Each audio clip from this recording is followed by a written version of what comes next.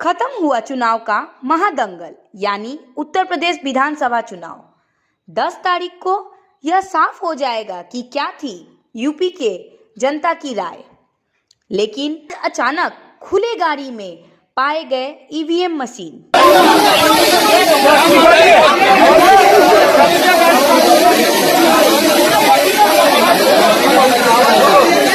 अभी फिलहाल इस बात की कोई पुष्टि नहीं हुई है कि आखिर ये ईवीएम मशीन है भी तो कैसे आया, कहां से, जा कहां रहा था, चाहे ले कौन जा रहा था। लेकिन इसका वीडियो होने लगा वायरल। वहां पे आगे आगे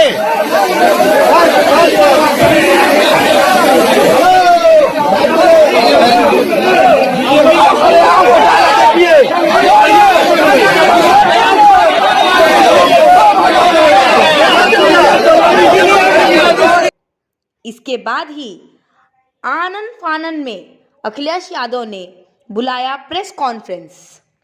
देखिए क्या कहा सपा के मुखिया अखिलेश यादव ने।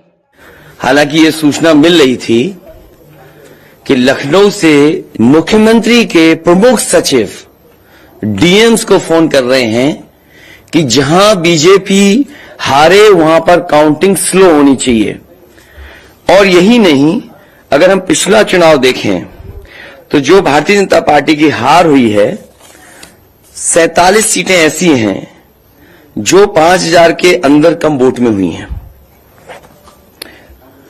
और जो आज देखने को मिला है बनारस में कि जहां ईवीएम्स ले जाई जा रही थी, एक ट्रक पकड़ा गया, 2 ट्रक लेकर के भाग गए। अगर सरकार चोरी नहीं कर रही थी, ये वोट की चोरी जो नहीं कर रही थी, तो कम से कम बताए कि एक गाड़ी रोक ली, पकड़ी गई, लाइव है, अभी भी हम लाइव देख सकते हैं। 2 गाड़ियां क्यों भागी? अगर कोई चोरी नहीं थी, प्रशासन ने, सिक्योरिटी ने इतना इंतजाम क्यों नहीं किया? इतनी फोर्स है, अभी इलेक्शन की फोर्स गई नहीं है यूपी से, तो आखिरकार अधिकारी क्यों नहीं कर रहे थे? क्या वजह है कि बिना सिक्योरिटी, बिना इतने इंतजाम के ईवीएम्स जा रही हैं? अगर आपको ईवीएम्स को मूव करना है तो कम से कम जो प्रत्याशी चुनाव लड़ रहे हैं उनकी जानकारी में होना चाहिए। और सोचिए, मुख्यमंत्री आवास से प्रमुख सचिव, मुख्यमंत्री जगह जगह फोन कर रहे हो और डीएम्स को बता रहे हो। ये घबरा गए उसी दिन जिस दिन अखबारों में कुछ जगह आया कि कहीं पार्क की सफाई हो रही है, कहीं घर की सफाई हो रही है। और आप में से वो लोग हैं जो जमीन पर घूमे, जो जमीन पर चुनाव चल रहा है, वो भारतीय जनता पार्टी के खिलाफ था, जनता के अंदर नाराजगी थी।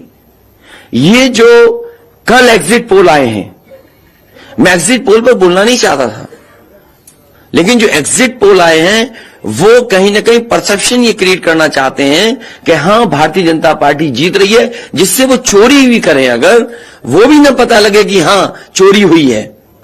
अगर हमने वोट दिया है तो मैं अपने नौजवानों से, किसानों से और आम लोगों को कहूंगा कि उतनी हमारी जिम्मेदारी बनती है कि वोट को हम बचाएं।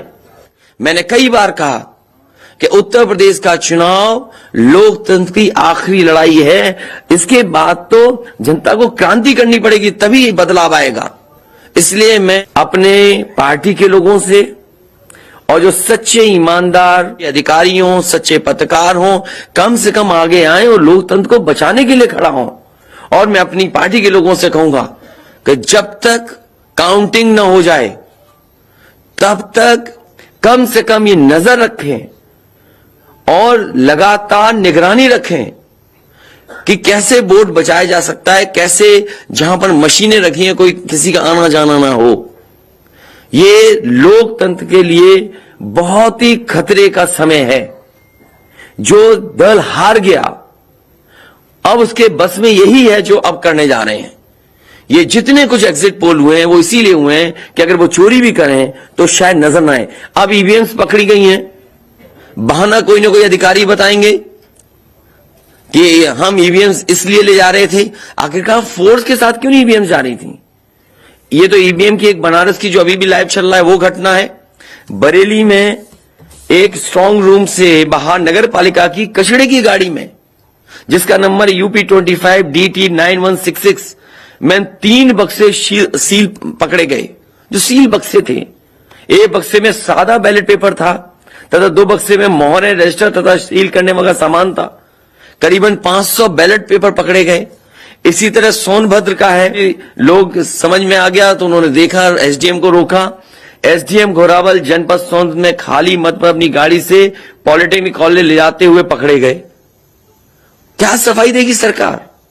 इसीलिए मैंने कहा प्रमुख सचिव मुख्यमंत्री आप जानकारी कर लें। अगर आपके डीएम्स कोई जानकार हैं, उन्होंने खुद बताया है कि वहां से लखनऊ से फोन आ रहे हैं कि जहां पर भारतीय जनता पार्टी हार रही हो वहां पर काउंटिंग स्लो हो और रात तक काउंटिंग लेकर के जाइए।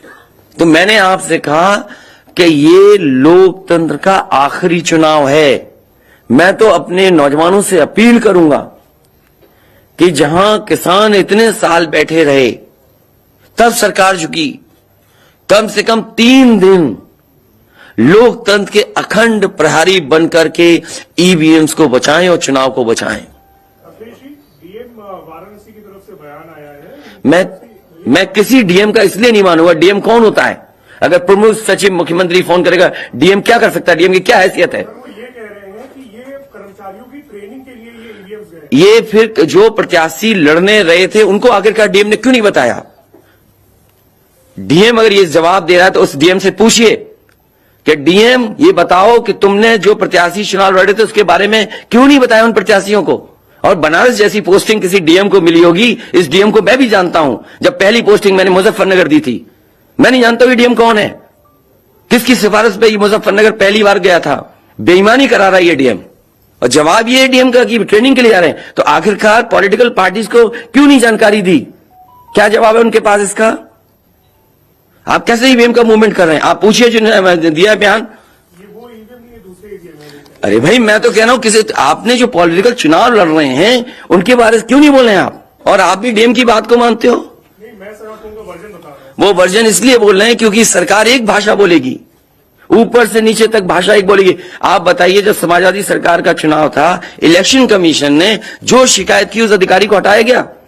आज इलेक्शन कमीशन ने किसी अधिकारी को हटाया हो? उम्मीद नहीं। इसीलिए मैं कह रहा हूं कि लोगों को लड़ना पड़ेगा। अगर लोकतंत्र बचाना है तो कहीं ना कहीं तैयारी करनी पड़ेगी लोकतंत्र बचाने के लिए। सवाल बड़ा है।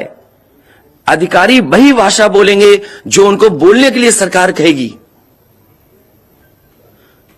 वो नहीं चाहते कि ओम प्रकाश राजभर जी क्या भूल गए? इलेक्शन कमीशन याद नहीं है? ओम प्रकाश राजभर जी नॉमिनेशन के लिए गए, इनको अपमानित नहीं किया गया? क्या प्रशासन कार्रवाई कर रहा था?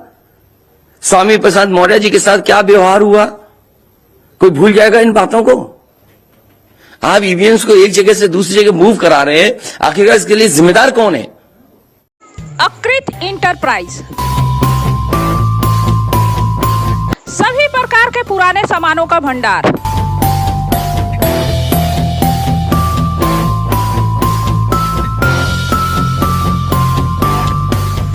इस महंगाई के बाजार में भी अगर घर, दुकान या ऑफिस हो सजाना, बस जगदल तक है आना। यहाँ मिलेगा अच्छे कंडीशन में पुराना सोफा, टेबल, चेयर, पंखा, अलमारी या फिर शोकेस।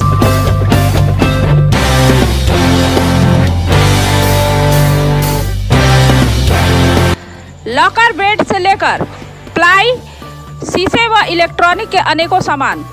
और हाँ, ये सब मिलेगा आपको एकदम सस्ते दामों में।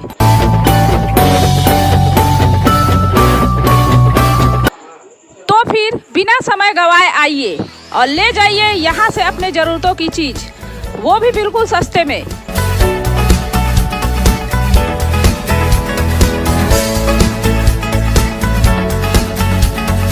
याद रहे, Akrit enterprise, Ghoshpara road, Shri Krishna cinema के पास, जगदल।